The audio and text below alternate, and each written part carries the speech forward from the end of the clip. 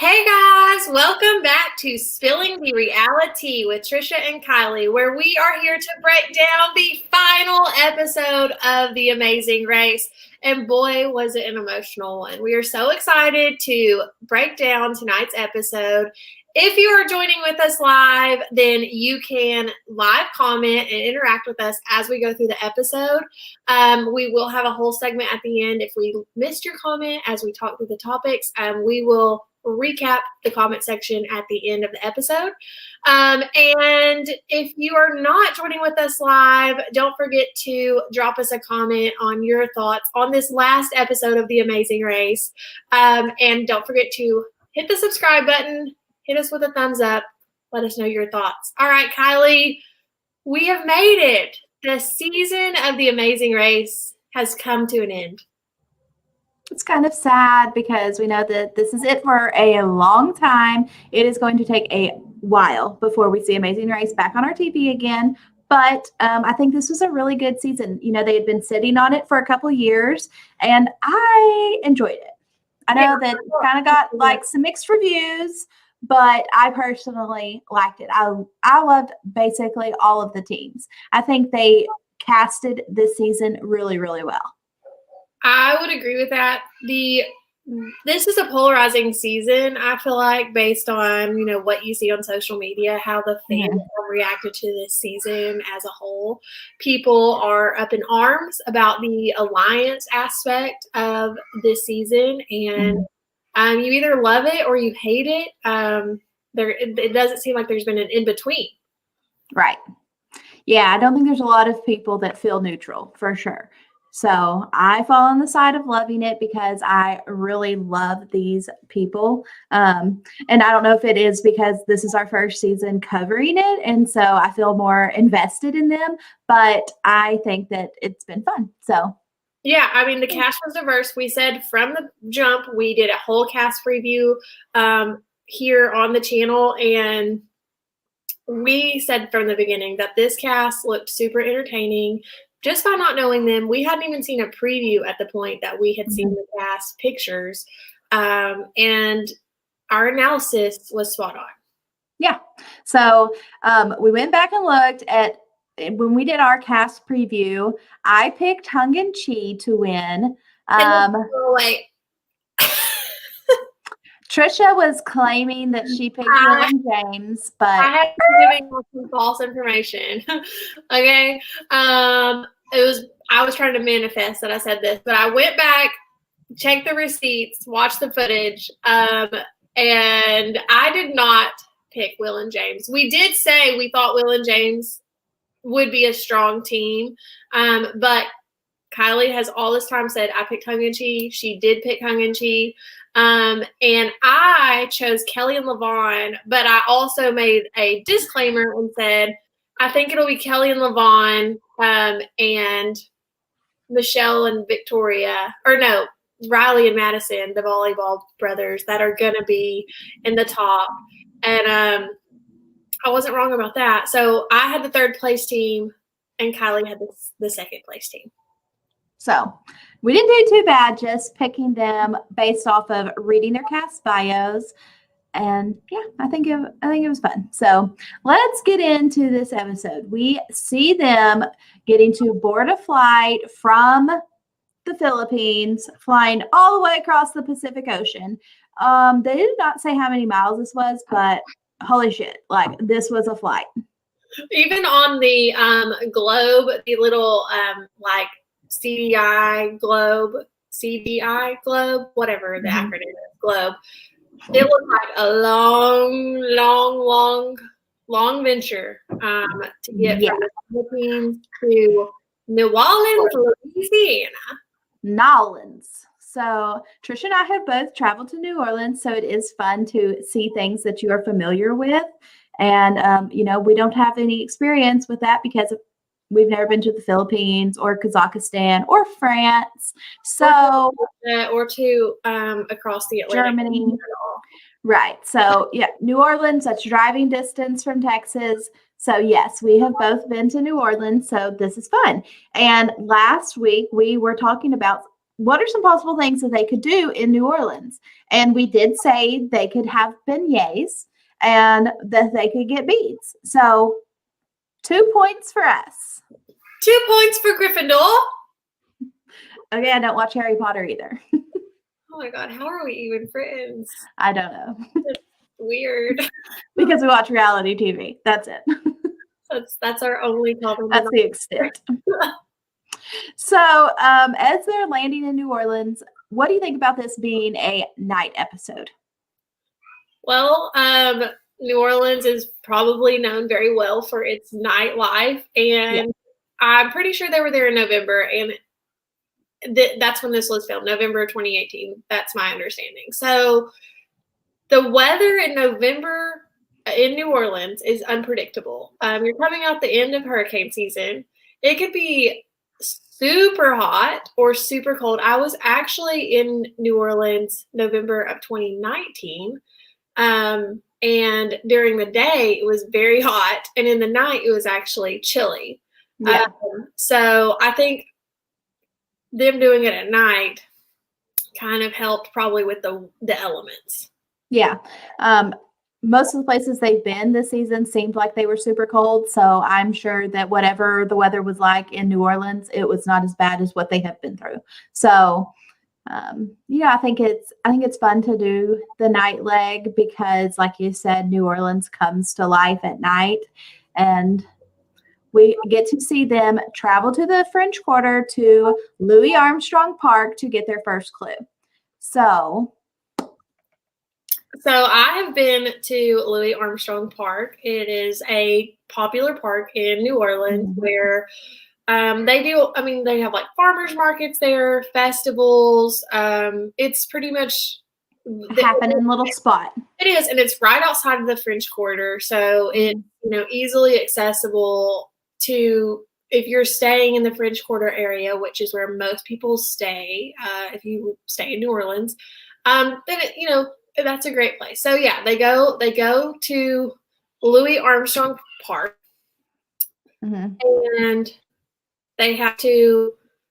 What do they do there first? I don't remember. They have to travel into the French Quarter onto Bourbon Street, and they're going to be getting dropped off at Louis Armstrong Park, and that's it. Because I was like, did I miss something? Yeah, nope. They literally just went to Louis Armstrong Park, check off a little tourist attraction in New Orleans, and let's get down on Bourbon Street. And Will is like, hey, I have been to New Orleans, and I can navigate around the French Quarter. And so he's like, let's go. And off him and James go. And I think this is really beneficial for him. If you've ever been to New Orleans, so they have to go to Bourbon Street. That's where they know they have to go. If you just stick your nose up in the air, you can smell Bourbon Street from anywhere within the vicinity of the French Quarter. So Riley Madison definitely had a disadvantage here. Smells like bad decisions and booze. Smells like vomit and bad decisions. Whatever shoes you wear on Bourbon Street, you just throw them away in New Orleans. You don't bring them home. You have Bourbon shoes and the remainder of New Orleans shoes. Yeah. So Will and James get there first, and they Riley and Madison are struggling. There's like this, they have to go down south Rampart Street or something of that nature, and they're like on north. They're just all lost. Yeah. So we are seeing their taxi driver just absolutely tank them. And I'm pretty certain he says something to the effect of, this is a shortcut. He's like, if we go this way, you'll get there, quicker or whatever. But then like they get there and he's like, oh, I think we passed it. We overshot it by, half the damn city. Yeah. And you don't want to get dropped off in the wrong spot in New Orleans. Okay. Right. Exactly. I feel like we've talked about this in other countries about how this will work out, but for sure, New Orleans, I mean, you're one street off and you are in a very, rough neighborhood place. Yeah. Yeah. So, I mean, but by the same token, Bourbon Street's a little rough too. So, it's fine. There's a lot of people there. You can get off on the wrong path and you're like, where'd they go? Yep. There's no one here. So they are supposed to go and find the floats and find the grand marshal, and they have We haven't to. got the beignets yet. Girl, that is later. No, the floats is after the beignets. Yeah. No. It's the very end. They do it, and then they go straight from there to the thing. No, you're absolutely wrong. You literally just watched it. We were there with Will and James. And Riley and Madison show up too. Yes, at the cake, and they leave, and Will and James are doing the float by themselves. No, baby, the float to get the beads. Oh, okay. Like, I'm like, no, what the hell are you talking about? You literally just watched the episode. Okay, so they go to the float and they find the grand marshal and they look at his beads as a reference. He's wearing only red and gold beads, and they're told they have to collect 50 strands of each color. One person will be red, one person will be gold. And they're throwing them off of the balcony. Dawn says, no, ma'am. No, ma'am. First the floats, the beads. Okay, it was the beads. Sorry, I got thrown off because they do another float challenge. Yeah, okay. But yeah, so first they have to get the beads. The most popular colors of beads are green and purple and gold. I've not seen a lot of red Mardi Gras beads. No, I mean, I personally have never looked at the colors. I just grab them. Maybe you just don't remember the colors. Yeah. So they don't have to earn their beads, y'all. We do see Riley and Madison flash a little skin, but they're just getting these beads thrown at them for no reason. Yeah, and they're so they have to get the big beads, and I think they were the only ones that were we need the big ones, throw me the big ones. They were there last, so they were we've got it. Yeah, I think that they saw that in the clue and were able to pick up on that. We saw Will and James and Hung and Chi were collecting big beads and small beads, but nope, only the big ones. That's what we need. Yeah. And so they go from there, and they got to do beignets and king cake, find the baby in the king cake. And when we saw this in the preview for this week, I was like, okay, I had the same reaction as Will did. The one table of cake, 10 cakes on the table or whatever, find the baby. So they explained it on the show, but even in our part of Texas, getting a king cake is something we do at Mardi Gras time. We celebrate Mardi Gras here where we're at. And whoever gets the cake, whoever gets the baby of the cake, has to bring the king cake next year. Right. So, and it's, if you've never seen it, it is small, maybe an inch and a half. And you can buy these here at our store, they're king cake babies. Yeah. You can buy a package of them. Yeah. So you just bake the little baby in the cake. Well, you don't bake it in there, but you know what I mean. I don't bake it in there because I don't bake anything. But I know. I've never baked a king cake. I've only eaten them. And I don't like king cakes. Oh, I do. Mm-mm. I mean, they're not the best, but I don't kind of one of dessert. How are we friends? No, so eating a king cake is kind of like eating pumpkin pie at Thanksgiving. It may not be the best, but you just do it because that's what you're supposed to do. You have to do it. So if we were to do this, I would be like, Kylie, you have to do this because if I have to eat it, I don't want to eat that at all. Right. Okay. So I'm the one digging through the king cakes. 100. And Will has because he has had king cake, he has a pretty good strategy, and he knows okay, it's very small, so I can't just miss big around too. Right. You had this hard point. Yeah, I cannot miss big chunks of the cake because there's a good chance that I will miss the cake or miss the baby. So he is going through and he's like, okay, this isn't that bad. I'm looking at this table. I'm going to go through these. I'm going to find it. And the man rolls out his 2 trays and he's like, here's you some more. And Will's like, thanks. Wow, I'm so happy. Thank you so much. Yeah, this was really, really awesome. Thank Yeah. you so much. He just starts stacking the cakes on top of the other cakes, continuing to knead through, trying to feel for a little baby baked in here. And Hung and Chi show up, and Will finds the baby shortly after that. Yeah. But going back to digging through king cakes, like if you've never had a king cake, it is not a soft, moist cake. They're pretty dense. So if you are digging through them, it would make your fingers and your forearms tired. Yeah, and they have such a texture, like, so there's the cake part, and then there's like the cream cheese filling, and there's all the sugar and cinnamon on top. Yeah. And I'm just like, there's so many textures. I feel like your fingers will be like, I want to do this challenge at home. Like, okay, Mardi Gras, I don't like king cake, but I just want to do this just to find the baby and see how hard it is. So I put it on our Post-it that at Mardi Gras I will practice this challenge. You too. We'll practice it, and we'll post it on our social media.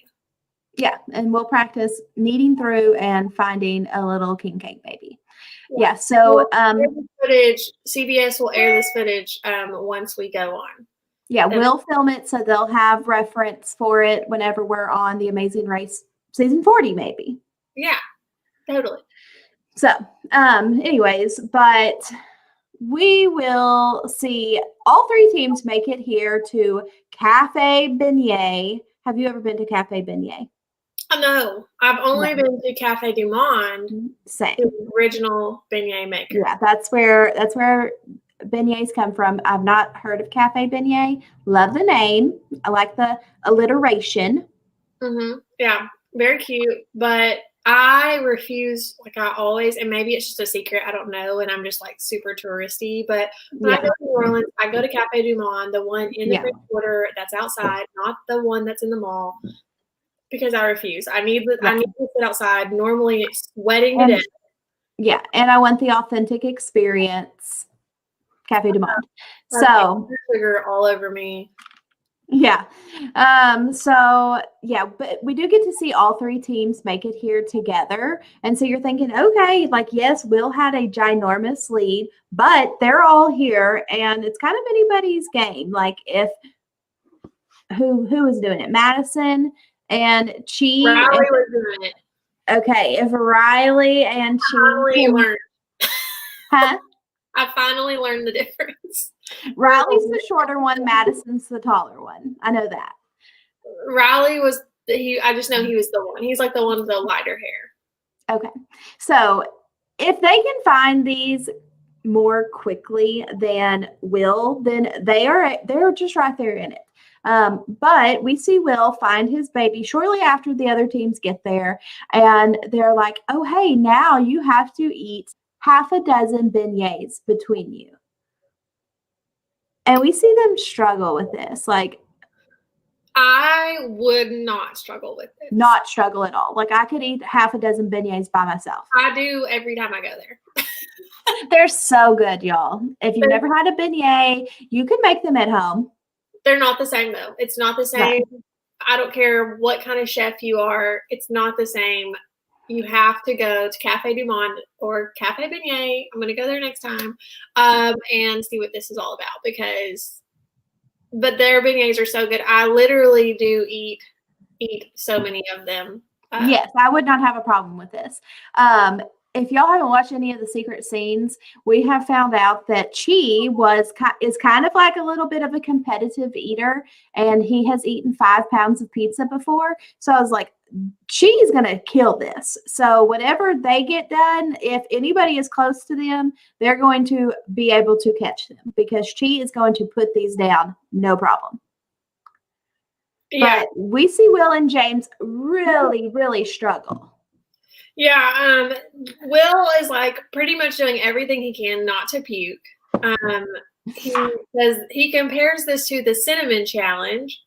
Like it's just a lot of sugar, which I get, and you're feeling the pressure. I have participated in a small eating challenge before, and I did terrible. I got last place. You also eat extremely slowly like a little baby bird. So, Matt, like even at a restaurant, I eat so slow. So slow. So slow, y'all. I'm not even kidding. It's so crazy. I wouldn't be good at this, but I would enjoy, it's like the turtle wins or whatever it is. Yeah. The turtle in the hair. Yeah. The tortoise in the hair. The tortoise. That's it. The tortoise. All right, like I'm not saying the right thing. Yeah. The tortoise in the hair. Yeah, so I'm the tortoise for sure. Okay. What I love is whenever I went back and I was watching this, it automatically turned on the closed captionings, and it's so funny because Riley is digging through his king cakes trying to find the baby, and it's got Will like squatted down behind him going and it's like in quotation marks in the closed caption, it's like welch. He just did everything and James is being so encouraging, like, you've got this. Not really. At this point in time, he's like, listen here. Yeah, we are this close to winning $1 million. Swallow that. He's like beignet right now. Think of $1 million. And it apparently worked because they got it done quick. Riley and Madison hung and she were not able to catch up with Will and James while Will and James were still there. Right. And so he does manage to get them down, but it was definitely a struggle. From there, they are off to, what is the name of this bridge? First, they're going to the New Orleans Convention Center because, once again, we just got to tick off another little place in the city. So, the New Orleans Convention Center. Yeah, that was really random because they just go in there and get the clue and then. Right. I mean, there's literally a castle in the middle of the French Quarter. Yeah, it was so many better things. Yeah, and it did nothing to change the race in any way. Yeah, so they go to the convention center and the roadblock is who wants to bridge the gap? And they read the clue and they see, okay, well, whoever did not do the last roadblock, you're going to do this one. So Will did the king cakes. James, you're up. And we know that this is a Heights one. And we have seen in the previous episodes where James said that he was not a Heights person. And so Will had done the majority of the Heights challenges. So this one's on you, James. You got to do this. Yeah. Will did the last challenge with the babies and the king cake. So James didn't have a choice here. He had to do it. Yeah. So if we're in this situation and you have made me do the king cakes because you said that if there's the possibility that you have to eat them, you would not have wanted to have done the king cake challenge. So now you're going to be swinging from the bridge. How do you feel?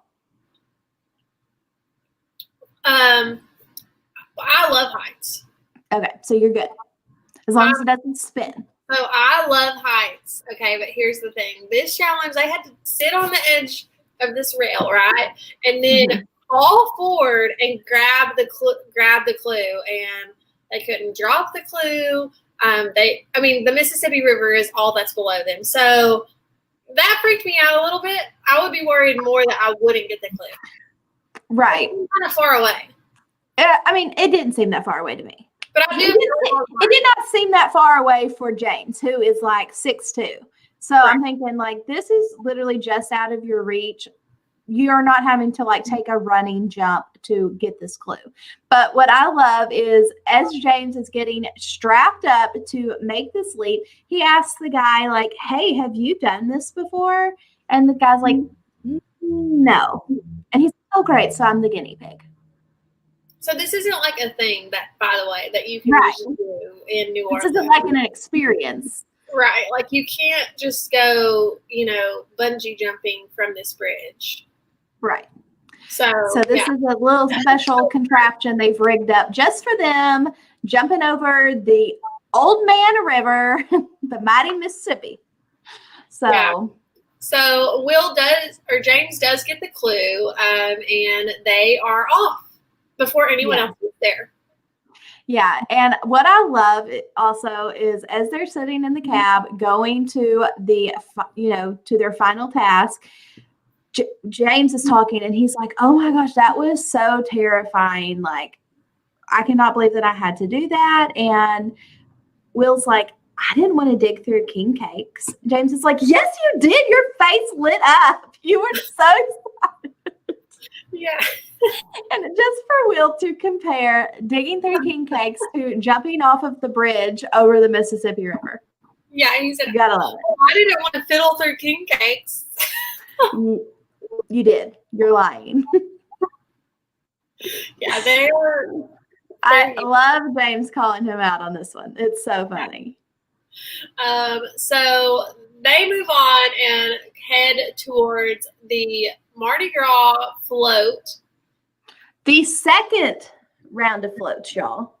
They are going to like Mardi Gras. What is this called? Mardi Gras World? Yes, Mardi Gras World, which is where all of the floats for Mardi Gras are Go stored. to die. Well, they're stored there. It's a museum. You can actually visit, and it's huge, and will take you like a whole day to visit this place. Right. A just massive, massive warehouse. Yeah. And, they've got all of the floats and they're told, okay, I guess first they're rolling their big blue ball. Yeah, that is also, let's talk about this ball for a second. That is also not something you can do in New Orleans. Never have I been in New Orleans and seen these huge blue balls, okay? Which is inappropriate.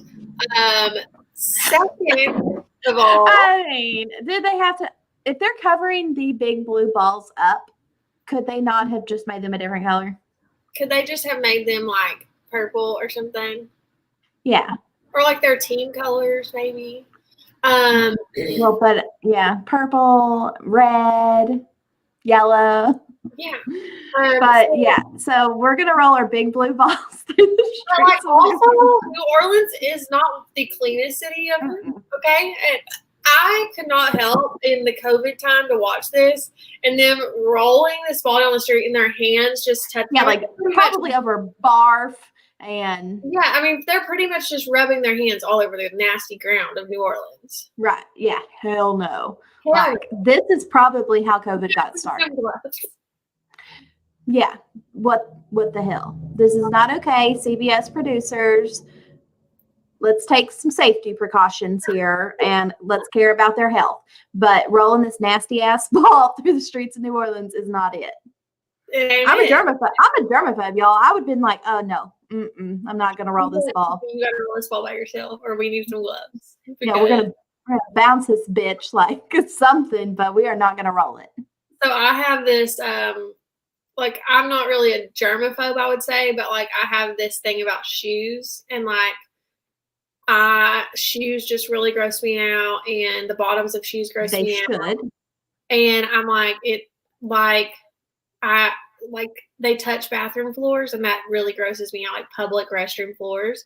And I'm like, those shoes have got to go. Like, I can't stand it. And so to be able to be touching this ball that's touching the ground, in New Orleans, the ground is probably like a public restroom. Extra dirty. So we do not condone this. This is not okay. We support this challenge. This is not okay. Permission, and y'all look for the Trisha Kiley stamp of approval. So we're letting you know that this ain't it. You don't get it. You don't get it here. But anyway, so they get to Mardi Gras World, and they are told that they have to run through the floats, and they have to find a chest with puzzle pieces. So I don't know if it is because obviously at this point in time, Will and James are so far ahead of the other two teams. If this took them time to find it, but it did not seem like it. And I mean, and I feel like James is trying to find the jester.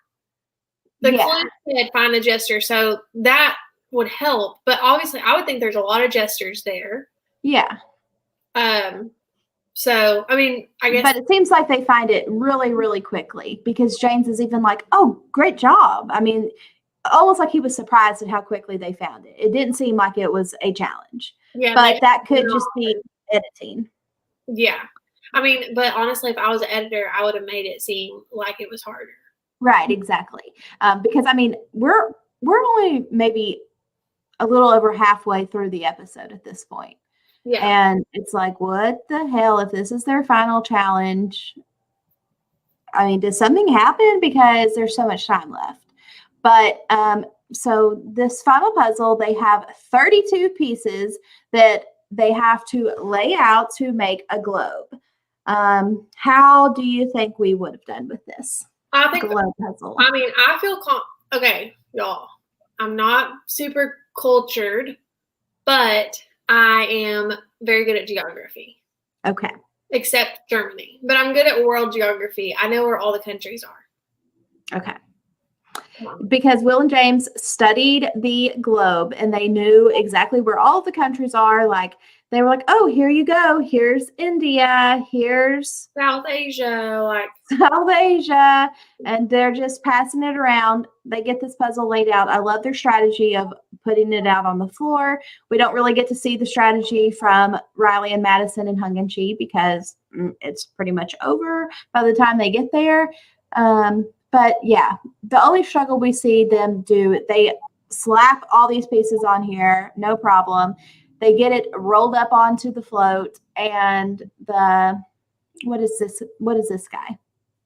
He's the owner of. Yeah, he's the owner. Yeah, he's the owner of Mardi Gras World. And so he's like, hey, here you go. This is it. And nope, y'all need to work on your showmanship. Is that how he words it? Yeah, that pretty much he's telling them. He tells them, you had the closed caption on, so if I heard it correctly, he tells them you have everything in the right spot.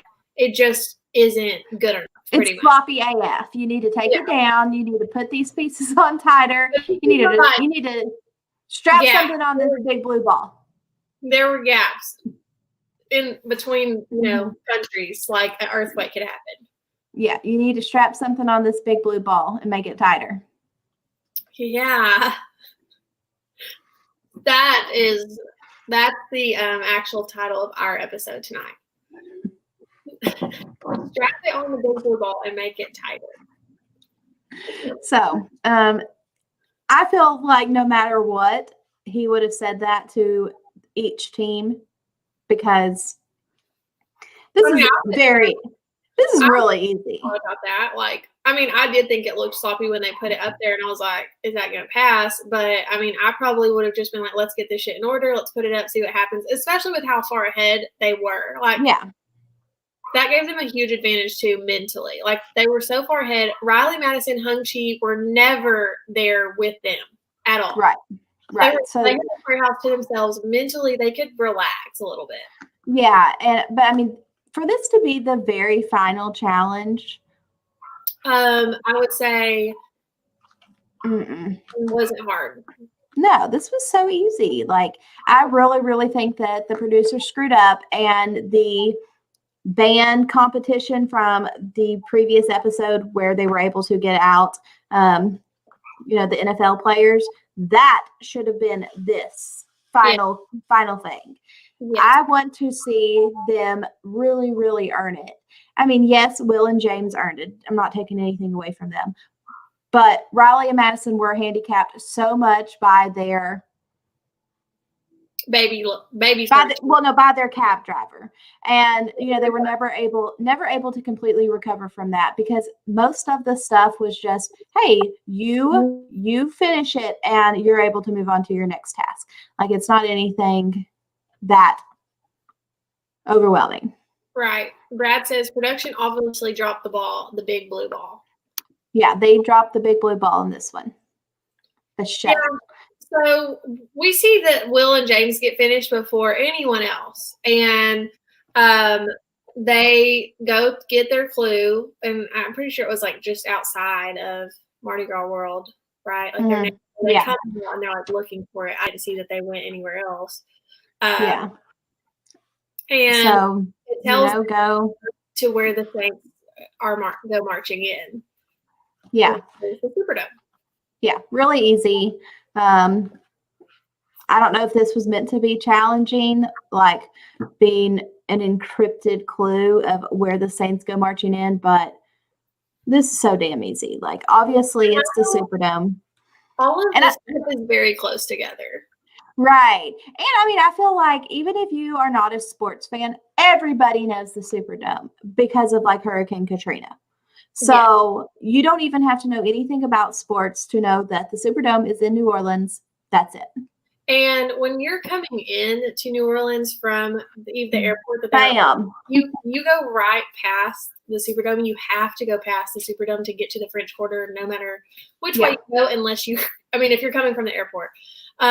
So they just passed it on their way in just a few hours before. Yeah, like, oh, you mean this huge ass stadium because they always do somewhere big for the final run in? Like, obviously, this is super easy. And so Will and James in the cab, they know that this is it. Like, we're fixing to win $1 million. We're going to win the Amazing Race. This is incredible. Before we get them checking in at the mat, let's talk about our last two teams. We see Chi really, really struggle to find his king cake baby, and he actually has to go back through them. But he finds it before Riley Madison, so that he does get a little bit of a leg up here. Yeah. And as he is eating the beignets, he is double fisting them, y'all. He's got two beignets going in at one time, they are doing everything they can to try to close the gap. And you kind of have that little doubt in your mind whenever they're going to the bridge, because their cab driver makes the comment of, oh, hey, my buddy's driving another team from the Amazing Race. And they're like, oh my gosh, are they still there? And he's like, yeah. And so you're thinking, okay, maybe they're not that far behind. Like, okay, like, do they have a chance? Yeah, but they definitely don't. Okay. No, and I'm pretty excited to see Hung get to jump off this bridge, because all season long I've been talking about her yelling and how amazing it is. So I am ready for a Hung holler, and she kind of disappoints y'all. And she's talking. Hung is so tiny, and she's like, I don't know if I'm going to be able to reach it. I got little T-Rex arms. Yeah, that was like the most memorable quote to me from the episode, was her saying, I have these tiny little T-Rex arms. And I was like, you are the cutest human on this whole planet. Yeah. And I was worried about her jumping off and being able to reach it, but no problem. She jumped off. How far away it looked. It looked a mile away when Hung was jumping. Well, it looked a mile away for Hung because she's like 4'8", but not for Will, who is legitimately like 6'3". So, anyways, she's able to grab the clue. We get to see them go to Mardi Gras World. They have the same issue with the big blue ball. They put their pieces on. They're not strapped on tight enough, so they have to redo it. Really anticlimactic, though, because by the time they're doing this, Will and James have already checked in at the mat. Yeah. And we don't even see Riley and Madison. Yes, we do. We see them at the big blue ball. They're there at the same time Hung and Chi are. Oh, okay. They just leave after, like pretty far after. Okay. So we see them for like maybe a second. Okay. And Riley and Madison are there also putting their pieces on. Okay. So they're pretty close, but at this point, Hung and Chi like leave Riley, and the captain really screwed them over throughout this whole leg. Yeah. So going back to Will and James, as they are coming into the Superdome, they do take a minute to just like look at each other like, oh my gosh. They walk into the Superdome and it's like, we're walking in to like win $1 million. Like, there's not a team close to us at all. They know that because they finished the last challenge completely without anyone even being there. And it was just like this reflective moment. And y'all, I was so emotional. Like, how could you not be emotional? Like, they're walking in. They have practice for the show. We have seen scenes of them practicing in their home. How can you not be emotional? I was like literally tears coming out. I should have like live record. I was tears rolling down my face. Ugly crying. Kim Kardashian ugly crying at Will and James walking in, all of the other teams are there. They're at the Superdome, and they're just so happy, and they just love each other so much. I love this. Yeah. So, I mean, I think it's really cool to see, see that look on their face where they know, like, holy shit, like, this is life-changing. We're fixing to win $1 million. I'm like, ugh, emotional all over again.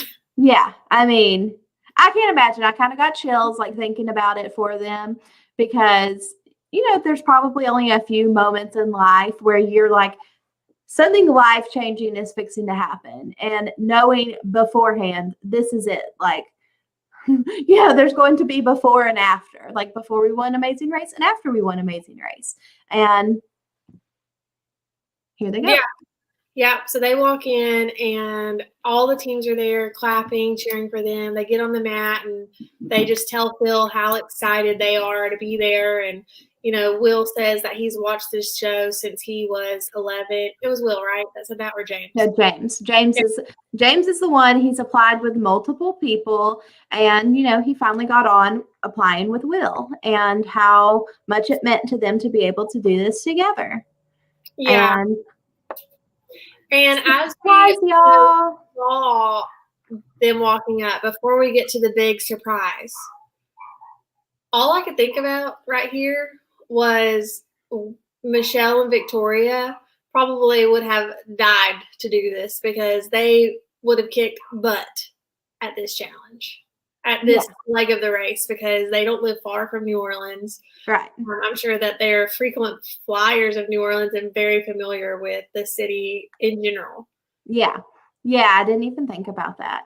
And then also, I mean, Gary and D'Angelo have probably played in the Superdome. So there's lots of connections here. Yes, it was nice seeing all the teams back. Cody and Nathan, right there by the mat. Oh, our little buddies, the Noodlers, and our friends Levon and Kelly. Even, Elena and Leo, they looked, just so happy for them. Everyone looked so happy for Will and James, and it was, I thought it was a good moment. Yeah, and I like that, Leo saying, we couldn't be happier even if you're the team that you turned us. And so we know that this cast has been super close because they have been sitting on this season for 2 years. But seeing them all be genuinely happy for each other, I think that's pretty unique. Yeah, I thought I liked that. And from there, I mean, already emotional walking in, but it gets even more emotional. Yeah. We have seen a few proposals on The Amazing Race before, but we knew about all of them ahead of time. And they've talked about how, oh, well, when we get eliminated or whatever, I'm going to propose. I don't remember their names, y'all, because like I said, I'm not an Amazing Race super fan. I can, it was a couple seasons back. Was it the little wrestlers that they proposed? But anyways, we knew that he was going to propose the whole time because he talked about it. And it was their whole storyline. When was he going to propose? And he finally did. But this kind of came out of nowhere. Yeah. It came out. I was not, okay, I had thought about it. Like, how could you not? How could you not think about it? Being proposed to in that moment would be, absolutely amazing. Me personally, like, if I would want to be proposed to in a separate situation to, like, really have all my energy on that. Like, hey, Mom, I won the Amazing Race. Also, I'm engaged. Like, that's a lot. But it's always going to be a cool story to, and especially because the Amazing Race did mean so much to James. Yes, that did make it very special, and you're right. Yeah, it meant so much to him, and I think that made it. It'd be like if I got proposed to at a Taylor Swift concert. Like, I would love that because I love Taylor Swift. So, would you rather be proposed to at a Taylor Swift, Justin Bieber, or Britney Spears? Oh my God. Okay, so, Bieber's at the 3 spot. Basic. Okay, which one? So Taylor Swift, I think, like, I love Britney, and I literally I love her. She is a queen. But when I saw Taylor Swift for the first time, I literally cried. This wasn't that long ago. So I'm not even that wonderful of a person. But I cried when I saw Taylor Swift on the 1989 tour. So that wasn't that long ago. I feel like you had never seen Taylor Swift before that. I had not. That was the first time I saw Taylor Swift. Okay. And that was the only time. I was supposed to go on her Look What You Made Me Do Reputation album tour. Yeah, because I definitely saw her back when she was a country girl and she came to Bossier City. Yeah, back in the day. So I saw her, and I was supposed to go to the Reputation tour, but I was pregnant, so I wasn't able to go. And then I haven't been able to go since, like, because of COVID. Thanks. So yeah, I get it because that's how it would be. Yeah. So the ultimate proposal for Trisha would be at a Taylor Swift concert. So this is like a concert. Like they won. It's not like they're just there. Like it's like on stage with Taylor Swift, or like at a meet and greet, or like Taylor Swift or like Taylor Swift proposed for your husband. That's like guarantee. Like I'm saying yes, no matter who it is. Like I can't with you. Okay, like Mambo proposed to me, but use Taylor Swift to say the words. Yes. That is the ultimate. Oh my gosh. So, yep. So we do get to see the proposal. We get to see the cliffhanger of, oh my gosh, who is going to come in second place, y'all? And for half a second, they did. I'm not gonna lie, they tricked me a little bit because I was like, it's not gonna be Hung and Chi. Like they're gonna get third. But no, Hung and Chi come in second. I'm pretty certain that they are quite a bit ahead of Riley and Madison. And Riley and Madison come in third. And y'all, Riley and Madison's face, they were so disappointed. They could not hide it. They thought they had this sewn up. They did. And we've talked about them so many times throughout the season of how, like, God, they really have they are so strong. They have such a good, edit. They've not struggled of the race. I can understand the disappointment, and I would literally puke on Phil because I would be that upset. Yeah, pretty heartbreaking for them. But I mean, I think that they had such confidence in themselves that they really, really thought that there was no way they weren't going to win. And so, I mean, Hung and Chi, they seem like such happy, positive people.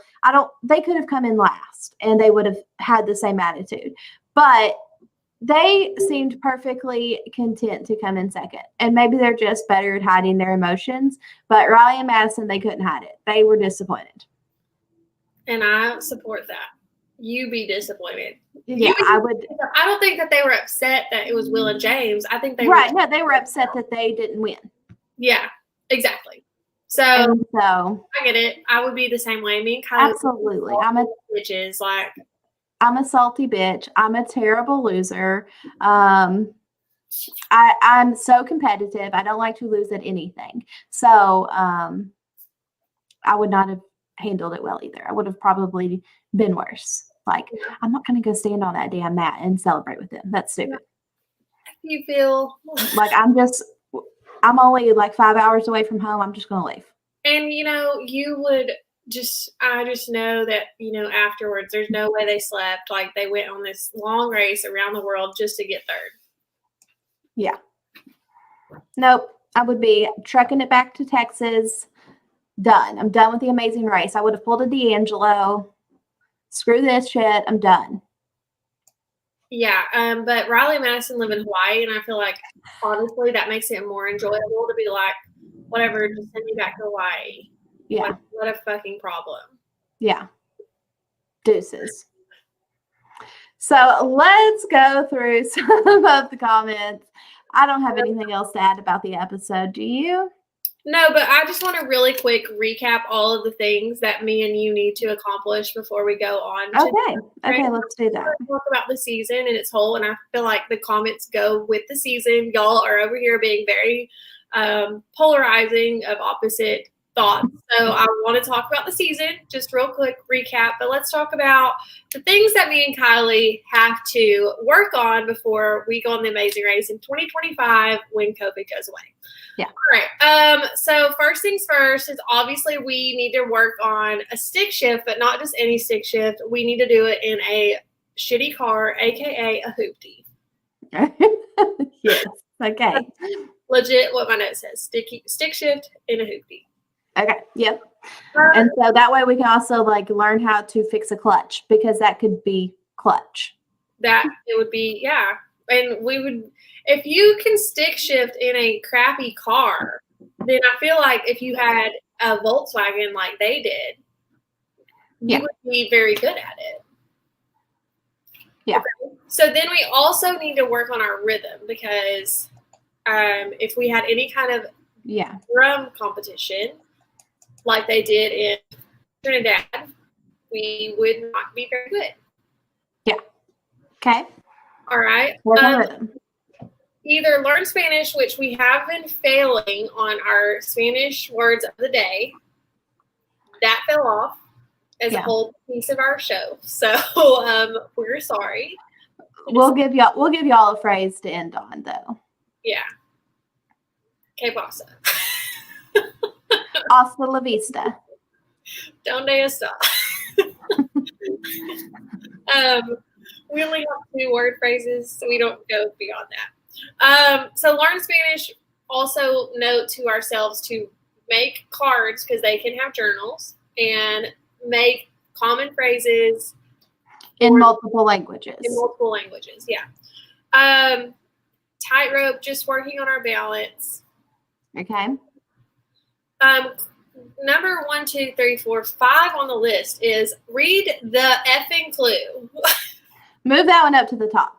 Yeah. That's number 1. Numero uno. And if we ever actually go on the Amazing Race, I'm totally bringing this Post-it as a keepsake. Bottle balancing on our heads. Mm-hmm. Okay. We got to do that one. We have to get a guest on our show, because we need to talk about this bottle balancing as a number 1 topic. Okay. Chuck E. Cheese. I was a little bit drunk when I wrote this one, but I think what this one meant was carnival games. Carnival games. Okay. Yeah. We did not want to practice beer yoga. We wanted to practice margarita yoga. Okay. All right. So I like that. We're going to practice it, but we're also going to make it a thing, because I haven't heard of that here. So we're doing that. For anyone who's in our Texas area, sorry, you're not taking our idea. We're going to do it first. Virtually. Before you get to the next point, I am going to pop this comment up from Underdog MLB. He says, I was not emotional at all. The way all these teams acted throughout the race prevented me from feeling any happiness for them. Savage. Damn, Underdog. No feels for him. No feels. We need to work on our culture, so we need to just literally go to a college geography class to learn more about culture. Okay. Sign us up. We're very uncultured is what we've pretty much learned this season. It's embarrassing. Yeah. And running in heels. We need to work on running in heels, because me and you, we don't even like to walk in heels. Right. Okay. And that's pretty much it. We're gonna practice the king cake baby, but that's really just for our own entertainment. Yeah. But we're for sure gonna do that one. We're doing that. And just a few months, yeah. Like, I mean, king cakes are really cheap. If COVID is over by March, we'll do it together. We're doing it together, but we're gonna go find Michelle and Victoria, and we're gonna do it with them. Oh, that would be so fun. That would be so fun. We're gonna go, because they'll definitely have king cakes there in South Louisiana. And we're just going to challenge We've got king cakes here too, though. To a king cake baby finding comp. Yeah. All right, guys. Okay. Let's dive into some chat from the episode, and I think it's going to take us into a little bit of chatter about the season and the polarizing pieces. Are you looking through the comments? I am looking through them. Elliot, he said I would steal the money, TBH. He's going to Johnny Bananas, Ashley Mitchell it. Yeah. This is my money. I'm going to take it from you. Underdog also says, I feel like losing in the finale is worse than being eliminated in 4 through 6. I agree. Like, it would have to be really, really heartbreaking to come so close and lose. It would. I'm telling y'all, that is exactly why I would throw up all over Phil.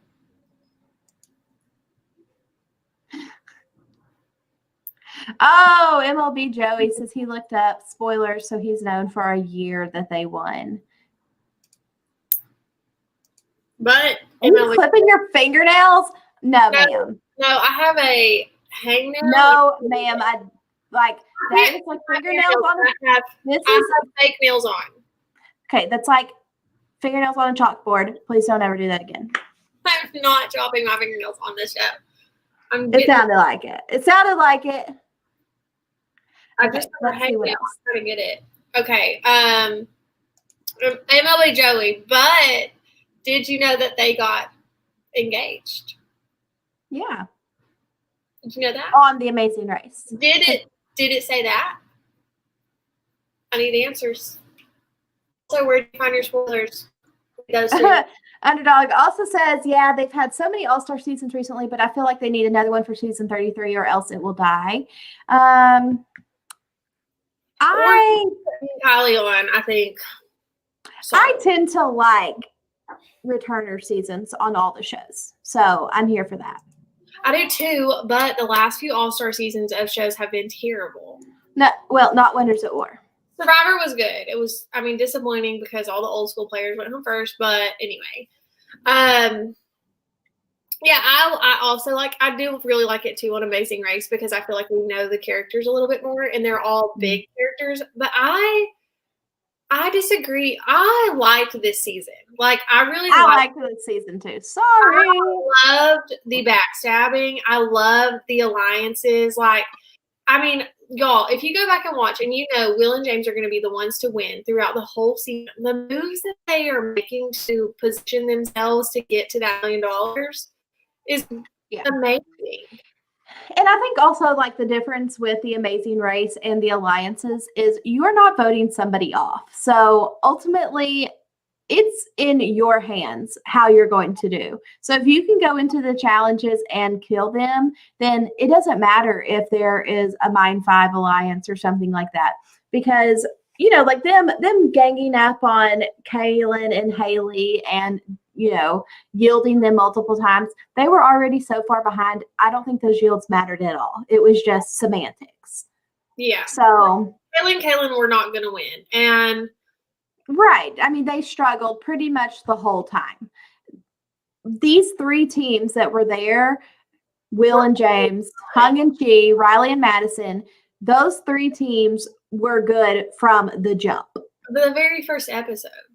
Right. So I don't think that they were smart in aligning with each other, knowing how good those 3 teams were. And that might have been a difficult decision, honestly, because if you're a good team, it might be hard for you to want to align with other good teams, knowing you 3 are going to be battling it out at the end and you take that risk. Yeah. And so, I feel like since it is not a situation where you're actually voting teams out, the alliances aren't as impactful as they are in Big Brother or Survivor.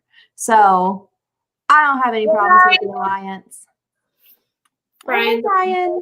Hey, Brian. So who was second and third? Hung and Chi were second. Riley and Madison were third. I think the Bowman's asking, did it say that in the spoilers? Oh, yeah, that's a good question. I don't know because I have never looked at Amazing Race spoilers. Nope, I do not look at Amazing Race spoilers. I do not look at Survivor spoilers. Yes, I look at Challenge spoilers. I look at Big Brother spoilers, obviously, because we watch the feeds. So, but Survivor, The Amazing Race, I do not want to be spoiled. MLG Joey says that if if the Amazing Race is still around, he will apply. And that would be so cool because obviously we don't know your real name. We just know you as Emily Joey, but you're on with us regularly. And it would be like the coolest thing ever if we met through the Amazing Race. That'd be so cool. That would be cool. Like a reality Amazing Race special. Maybe we should just organize one and just do it in the continental US once COVID's over. Yeah. Whose budget are we doing it on? Oh, you have to pay for it your damn self, but we'll organize it. You're actually going to be negative, in your funds, that rather than gaining $1 million. Oh, yeah. You can't win any money, but it would be fun. You're actually losing money because you're paying for it yourself. It's called a vacation, bitch. Okay. That's literally what it is. You can go on vacation by racing Trisha and Kiley around the country. Don't be a D'Angelo here. Like, you enjoy your trip around the U.S., okay? It doesn't matter if you could have paid for it yourself and not had to do a task and be stressed. You're going to go and you're going to enjoy it. Oh my God. You're literally making me laugh. So, anyways, all in all, y'all, I think it was an enjoyable season. I know a lot of people don't agree with that, but I enjoyed all of the cast members. I think they hit a home run with the cast. Like, Will and James are both TV gold. Hung is amazing. The cutest human on the whole planet. Yeah, Hung is amazing. Victoria and Michelle are amazing. Straight entertainment. Kelly and Levon, we did not get them near long enough. Great entertainment. Leo and Alana, really entertaining. And Nathan and Cody are also super entertaining. Like, yes. I don't feel like there's Kaylin. I mean, there was not a team. Frank and Jerry might have been the least entertaining team when it comes to entertainment value, but their storyline as father and son was just perfect for this season, I thought. Yeah, I thought they were a nice little team, but we didn't get to learn a lot about them. But I feel like for the most part, this cast was outstanding. I would agree with that. I like this season, and there are so many. Like, y'all, I need to understand the Will and James hate. I don't understand because they're not villains. Like, they did what they had to do to get $1 million. And I'm telling you, if me and Kiley have a chance at $1 million, we're going to do whatever, whenever we have. Y'all don't be hating on us when it happens either. Yeah. I mean, if it's $1 million, it's $1 million. I mean, yeah. Like Will said, we're not here to make friends. Like he says that one. This is not the amazing best friend race. So, yeah. Like, it's great if you get to leave the race and have friends. But if not, guess what? I've got friends at home and I got 1 million friends in my pocket. And I got $500,000 in my pocket, and I'm going to just be happy with that. And if I don't have any more friends and I have a bunch of random people on the internet hating me, then so be it. Yep. Survivor fan asked, are y'all happy they won? I'm happy. I'm happy. I liked Will and James. I enjoyed watching them on my TV. So funny. Just great confessionals, good entertainment, and that's what I'm here for. Great strategy throughout the season. I mean, from the beginning. Right. And just, there's not a lot on television right now. I mean, luckily we have gotten, Survivor at the beginning of the year, and then the challenge, and then just a small little layoff till we got Big Brother. And then we got to go into the Amazing Race, and now we're back into the challenge. Like, I was happy to have this little bridge from Big Brother to the challenge. I enjoyed it. I'm not going to lose any sleep over it, and it is what it is. So, yeah, I'm happy for them. I thought they were. I loved Will and James from the beginning to when they were in the Amazon, and James looks at Will and tells him that he is just so happy to be doing this with him. I loved watching their bond grow. They were great narrators of the season. I thought they were very deserving. I would have been happy if any team on this whole cast won. I felt like they all in some way deserved it, maybe except D'Angelo and Gary, just because of how salty they were. Right. But I loved that they won. And I'm happy to see it for them. And again, I cried, like I was like emotional with them. I was sympathy, like happy for them.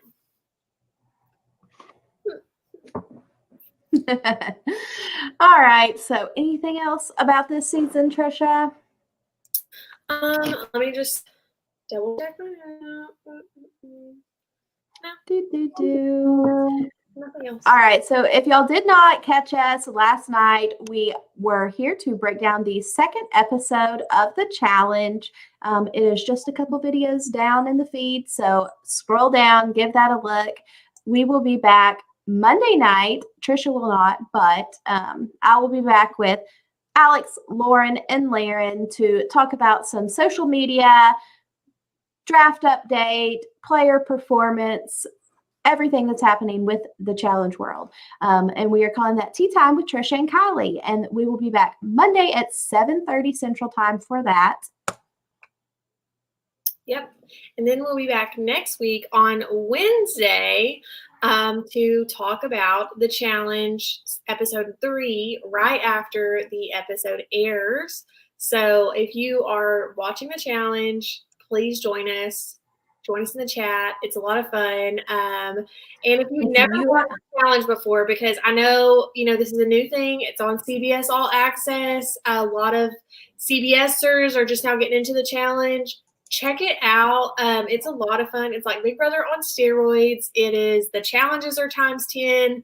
The people personalities are times 10. There are Big Brother and Survivor players on the challenge. So check it out if you haven't. There's nothing else to do in good old quarantine. So go watch the challenge and check us out every night after the episode airs Wednesday at normally 8:45 Central Standard Time. Yep. The episodes are an hour and a half. Yes. All right, guys. Well, that is everything. Thank y'all for joining us in the live chat. If you, again, are joining us afterwards, be sure to drop us a comment on your thoughts on the whole season of The Amazing Race. Holy crap. Can't believe it's over. Don't forget to subscribe, hit the red button, and hit us with a thumbs up. Until next season, guys. Can't wait to talk about The Amazing Race when me and Kylie are on it. Cheers! Bye. Cheers.